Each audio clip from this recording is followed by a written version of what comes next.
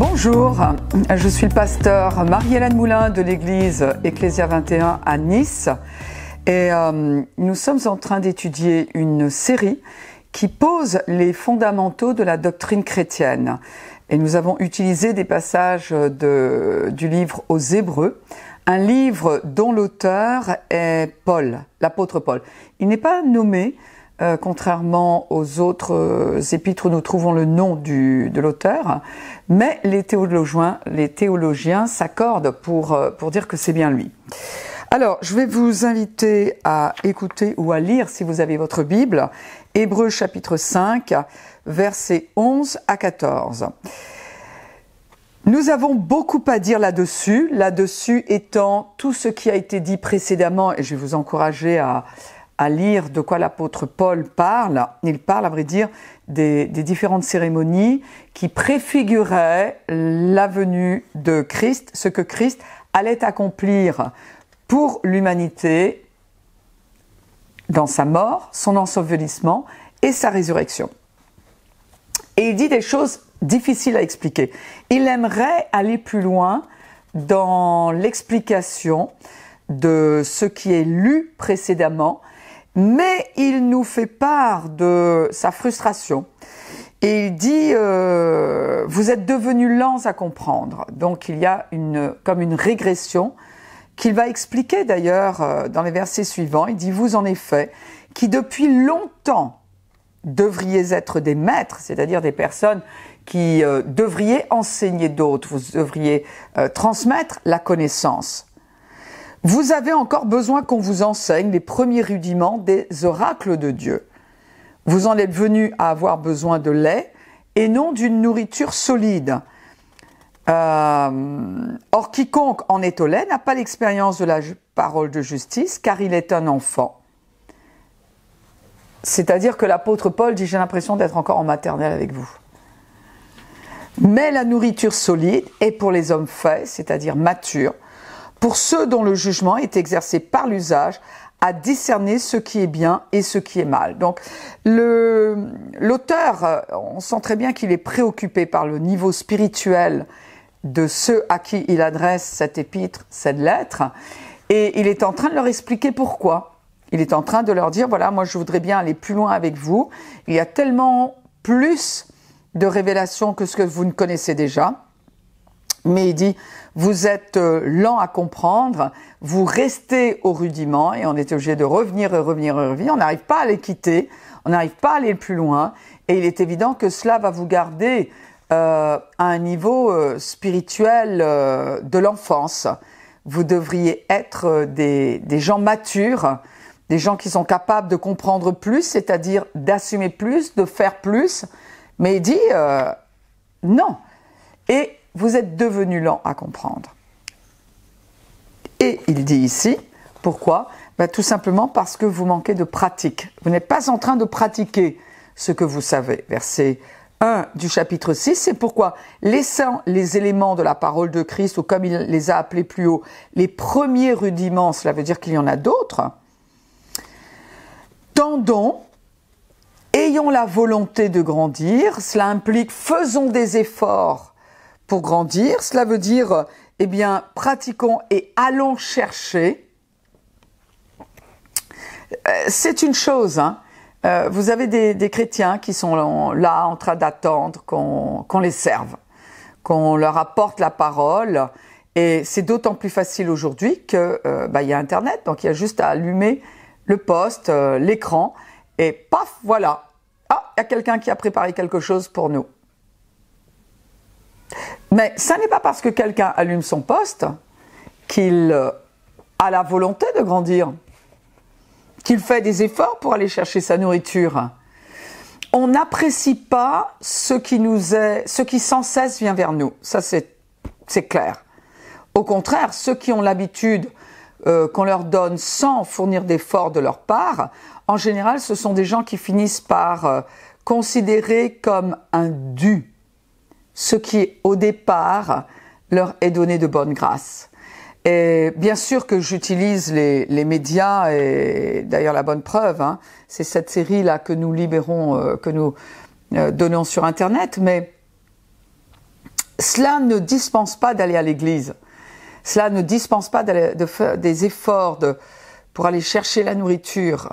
Cela ne dispense pas de fournir des efforts pour étudier soi-même la parole de Dieu. Vous savez, ce que l'on entend sur Internet n'est pas un substitut à toutes les autres choses, à toutes les autres formes, toutes les autres manières de recevoir la nourriture. Et c'est important parce que ce qui au départ a de bonnes intentions, comme tiens, je vais écouter un enseignement et je vais apprendre quelque chose, finit par être une solution de facilité pour notre chair et se retourner contre nous. Donc il y a vraiment un équilibre à garder dans tout. Et je pense que c'est une des raisons pour lesquelles, eh bien, Dieu a laissé les pasteurs encore jusqu'au retour de Christ. Il y a ce ministère, les 5 ministères, mais notamment celui des pasteurs, qui permet d'organiser justement l'église locale. Et il est bon de se rappeler que s'il n'y avait pas d'église locale en ville, nous ne saurions pas où est le corps de Christ, l'église universelle. L'église locale nous permet de comprendre le fonctionnement de l'église universelle. Donc elle est très très importante. Mais revenons à ce qui nous concerne ici, aux paroles de l'apôtre Paul qui dit donc « Laissant les éléments de la parole de Christ, tendons, faisons des efforts, ayons la volonté de grandir.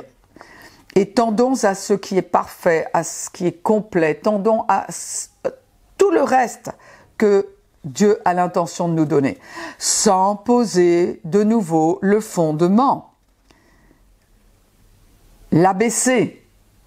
Mais néanmoins, on ne doit pas non plus le remplacer.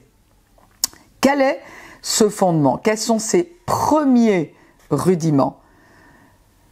Le renoncement aux œuvres mortes, ce que nous avons étudié, la foi en Dieu. Il ne s'agit pas simplement d'entendre parler. À un moment, il doit y avoir une décision qui scelle notre foi et qui nous permet de naître de nouveau. De la doctrine des baptêmes et de l'imposition des mains, de la résurrection des morts et du jugement éternel. Alors là, nous allons voir justement ce qui concerne l'imposition des mains. Rappelons-nous, l'apôtre Paul est en train de s'adresser à des Juifs qui ont accepté le Seigneur et qui connaissent parfaitement tout ce qui concerne la loi mosaïque, c'est-à-dire des rituels, les offrandes, les sacrifices, les fêtes solennelles qui ponctuent l'année biblique, qui également sont des rendez-vous avec Dieu, parce que c'est ce que ça veut dire ces fêtes, ce sont des moeds, des rendez-vous avec Dieu, des marqueurs dans l'année qui vont annoncer la rédemption qui serait réalisée et révélée en Jésus-Christ. Donc, évidemment que c'est très très important. Mais il se trouve que ces Juifs qui sont nés de nouveau ont des difficultés à laisser ce qui appartient à la première alliance pour bénéficier de la nouvelle alliance sous laquelle ils sont maintenant. Donc l'apôtre Paul va les aider à cela, à avoir une autre vie, une vie qui est supérieure en Christ. Et il parle ici de ce rudiment, de ce qui fait partie de la fondation, oui, de la vie chrétienne, de l'imposition des mains, sachant que ce qui s'est passé sous la nouvelle alliance nous permet de comprendre et d'apprécier ce que nous vivons, nous, sous la nouvelle. Et l'Église a eu tort d'accepter, de croire que Dieu en avait fini avec les Juifs. Parce qu'à cause, et d'accepter la théologie du remplacement, qui est une malédiction pour l'Église. Pourquoi? Parce que l'Église s'est séparée de ce que Paul appelle dans l'Épître aux Romains de la racine. La racine. Et si on se prive de notre racine, on ne comprend pas la raison d'être de Christ. Il y a beaucoup de choses qu'il a faites qu'on n'arrive pas à comprendre, d'où le risque d'une mauvaise interprétation. et il est très difficile de regarder l'avenir. Or, quand on accepte la pensée biblique que non, Dieu n'en a pas fini avec les Juifs, il n'en a pas fini, et Dieu ne les a pas rejetés, et l'Église ne remplacera jamais Israël, parce qu'ils ont des promesses, Israël a des promesses qui lui sont propres, notamment la terre, que l'Église n'a pas. L'Église n'a pas hérité de la terre d'Israël, parce qu'elle a été donnée aux Juifs. Jérusalem est une ville qui a été donnée aux Juifs. Alors certains disent, ouais, mais non, c'est aux 3 religions. Non, non, elle est sainte pour 3 religions, mais elle a été donnée à une seule, et qu'il n'y ait pas de confusion. Elle n'a été donnée, Jérusalem, et la terre d'Israël n'a été donnée qu'aux Juifs. C'est ce que la Bible nous dit. Dieu n'en a pas fini avec les Juifs, il n'en aura jamais fini parce qu'il a une alliance éternelle avec eux. Et donc, il est bon que nous sachions ce que l'apôtre Paul est en train de dire ici.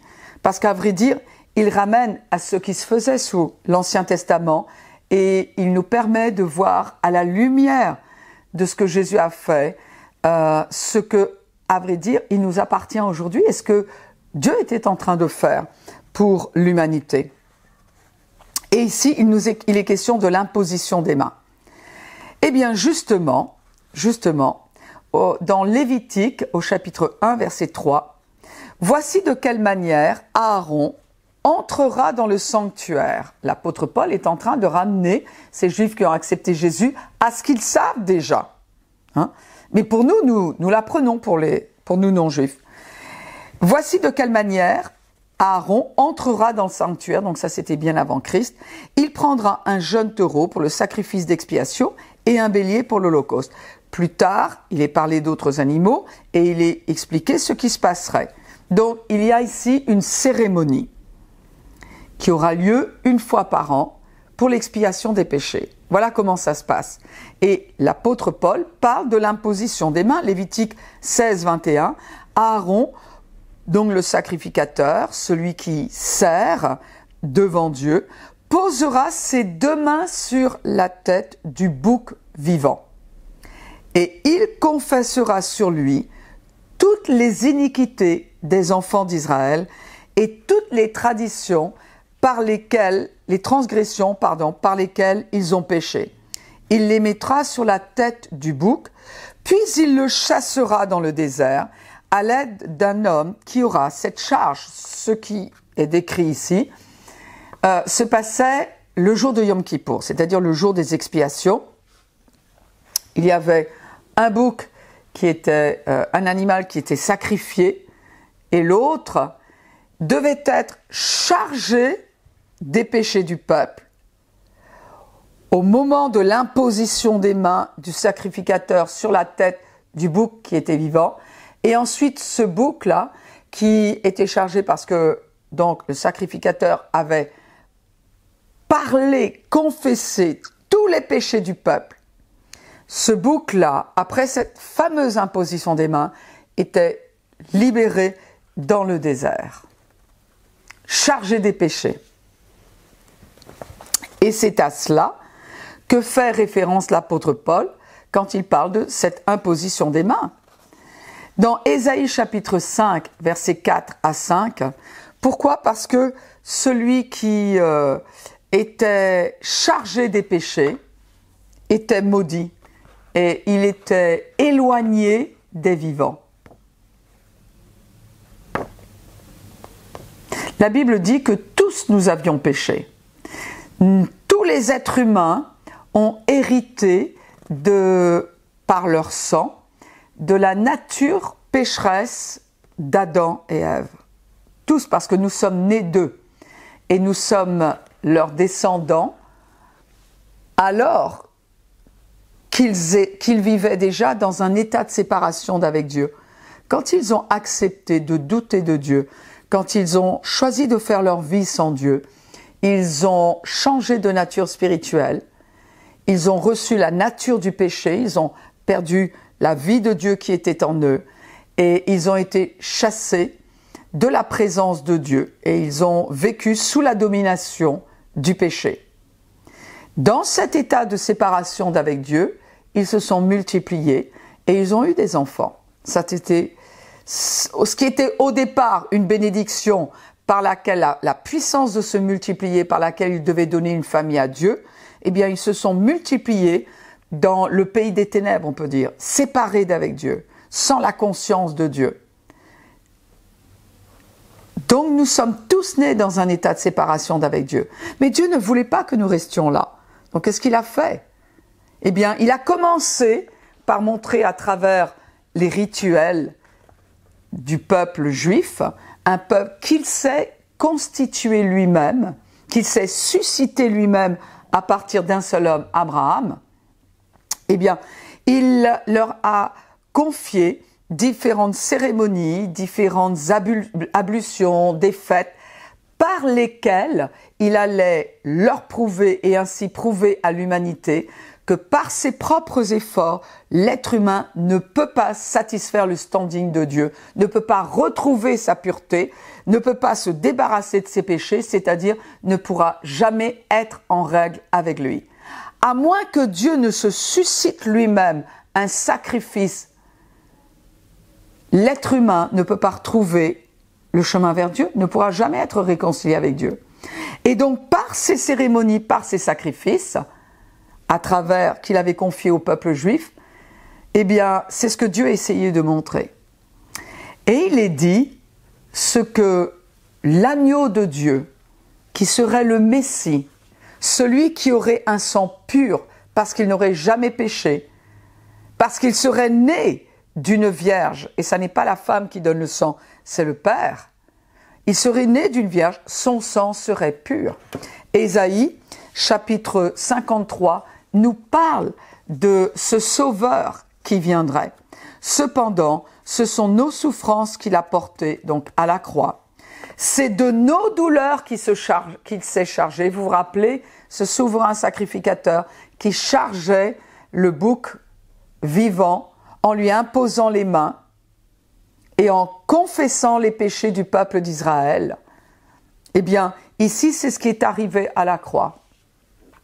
Dieu a confessé les péchés de tous les hommes sur Jésus-Christ. Et la Bible nous dit, ce sont nos souffrances qu'il a portées, c'est de nos douleurs dont il s'est chargé. Et nous l'avons considéré comme puni, frappé de Dieu et humilié. C'est-à-dire que ceux qui ont assisté à cet épisode de la croix ont cru que Jésus payait pour ses propres péchés. Mais le point de vue de Dieu, la réalité, la vérité, c'est que non, c'était nos péchés qu'il portait, c'était notre châtiment qu'il subissait. Et le verset 5 le clarifie, il dit « Mais il était blessé pour nos péchés, brisé pour nos iniquités. Le châtiment qui nous donne la paix est tombé sur lui, et c'est par ses meurtrissures que nous sommes guéris. » Donc, ce qui s'est passé à la croix, c'est un petit peu... c'est comme si Jésus était le paratonnerre. Vous savez, quand il y a, pour éviter que la foudre ne tombe sur une maison, sur un quartier, il y avait un paratonnerre qui était élevé.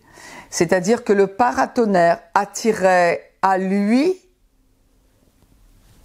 la puissance de l'éclair pour éviter qu'elle ne détruise ceux qui étaient dans cette habitation. Eh bien, le paratonnerre prenait sur lui la décharge électrique. C'est ce que Jésus a fait.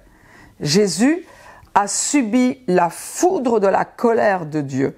Il a subi le châtiment qui aurait dû tomber sur nous, parce que nous étions sous la colère de Dieu. Nous aurions dû être justement punis. Jésus a détourné la colère de Dieu sur lui-même, afin que vous et moi n'ayons pas à la subir, si nous croyons que Jésus a fait cela pour nous. Bien sûr que si quelqu'un refusait le sacrifice de Jésus, rejetait ce que Jésus a fait, alors il aurait à subir la colère la foudre de Dieu au jour du jugement dernier. Et là, le châtiment serait d'aller vivre en enfer pour l'éternité, parce que l'enfer est le lieu où Dieu a choisi de ne pas être, pour que ceux qui ne veulent pas de lui puissent vivre sans lui.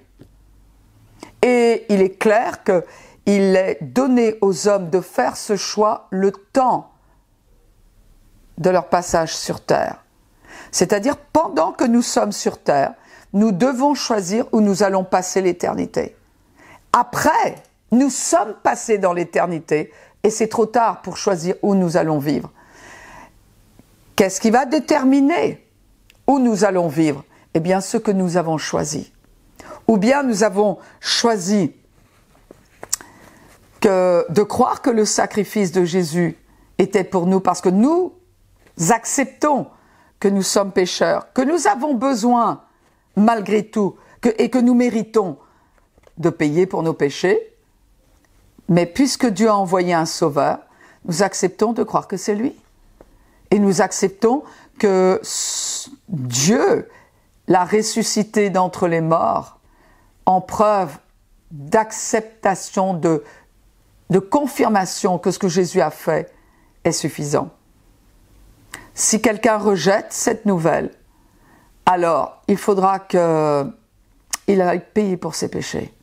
Mais ce n'est pas ce que Dieu le Père veut. Il ne veut pas de cela. Mais il ne peut pas non plus vous forcer à vivre avec lui pour l'éternité si vous ne voulez pas de lui. Mais réfléchissez parce que l'éternité, c'est long. C'est très long, l'éternité. Vous savez, sur cette terre, on ne sait pas ce que c'est la séparation d'avec Dieu. Parce que la Bible nous dit que Dieu fait pleuvoir sur les bons et les mauvais. Il fait briller son soleil sur les bons et sur les mauvais. Personne ne sait vraiment ce qu'est le fait d'être privé de Dieu.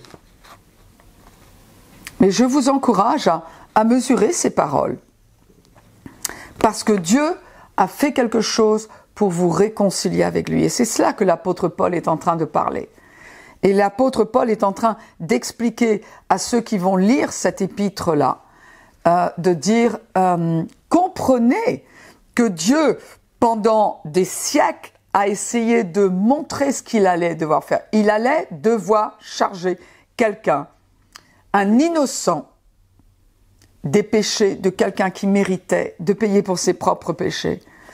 Et il est dit ici, parlant de Jésus-Christ, mais il était blessé pour nos péchés, brisé pour nos iniquités. Le châtiment qui nous donne la paix est tombé sur lui. Et c'est par ses meurtrissures que nous sommes guéris. Hébreux, chapitre 4, verset 15, nous dit « Car nous n'avons pas un souverain sacrificateur. » Jésus a été à la fois le souverain sacrificateur qui a présenté le sacrifice et il était à la fois le sacrifice.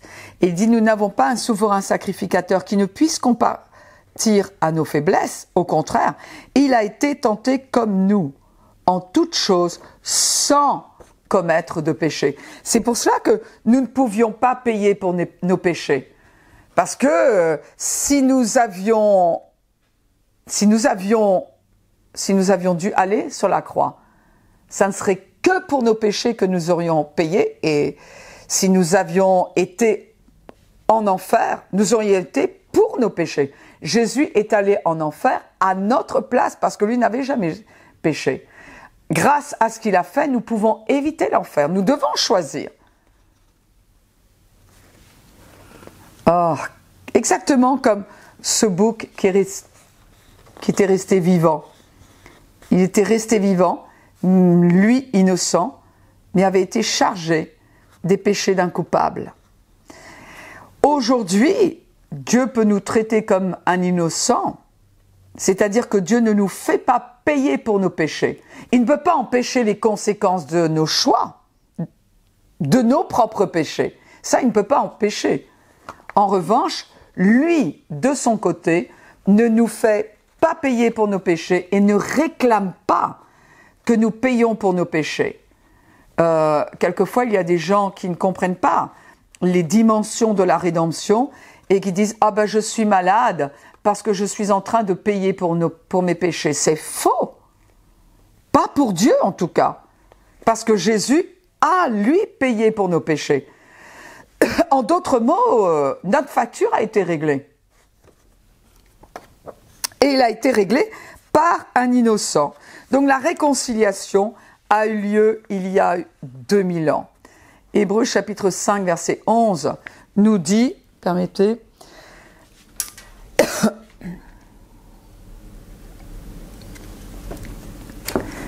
nous nous glorifions en Dieu par notre Seigneur Jésus-Christ, par qui maintenant nous avons obtenu la réconciliation. Nous l'avons obtenue parce qu'elle nous est offerte, pas parce que nous avons à la gagner. 2 Corinthiens 5, 18, pardon, et tout cela vient de Dieu qui nous a réconciliés, il nous a réconciliés avec lui par Christ et qui nous a donné le ministère de la réconciliation, c'est-à-dire qu'aujourd'hui, nous faisons part à notre génération de la réconciliation que nous avons nous-mêmes expérimentée, qui nous a été offerte par Dieu le Père, acquise par Jésus. C'est énorme.